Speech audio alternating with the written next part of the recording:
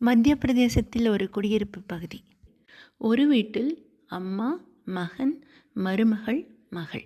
இன்னொரு வீட்டில் திருமணமான மற்றொரு தம்பதியினர். இந்த தம்பதியினருக்கு குழந்தைகள் இல்லை. இருவருமே சிறு வயதுதான். ஆனால் அந்த இளைஞன் பெண்களை எப்பொழுதுமே சீண்டுவான்.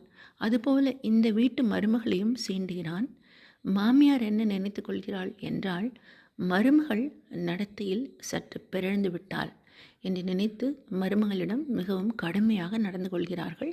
மருமகள் மிகவும் அப்பாவி. அந்த இளைஞன் வந்து துன்புறுத்தும் பொழுது அவளால் சத்தமிட்டு கத்தக்கூட முடியவில்லை. அவள் எவ்வளவோ தான் நிரபராதி, தான் தூய்மையானவள் என்று தன்னுடைய மாமியாரிடமும் கணவனிடமும் நாத்தனாரிடமும் சொல்கிறாள். ஆனால் அவர்கள் யாருமே நம்ப முடியவில்லை.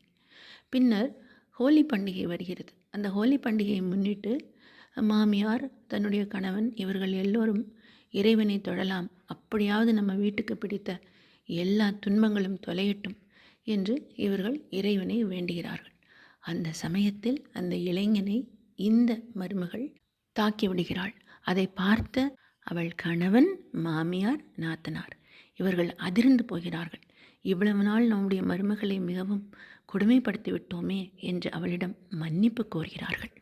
இந்த கிரைம் அலர்ட் வடமாநிலத்தில் நடந்த இந்த சம்பவத்தை சுதாச்சந்திரன் அவர்கள் தொகுத்து வழங்கினார். எவ்வளவுதான் நேர்மையாக இருந்தாலும் சில மனிதர்களுக்கு துன்பங்கள் நேரத்தான் செய்கிறது. என்றுதான் விலகுமோ இந்த குற்றங்கள் எல்லாம் நம்முடைய பிரபஞ்சத்தை விட்டு?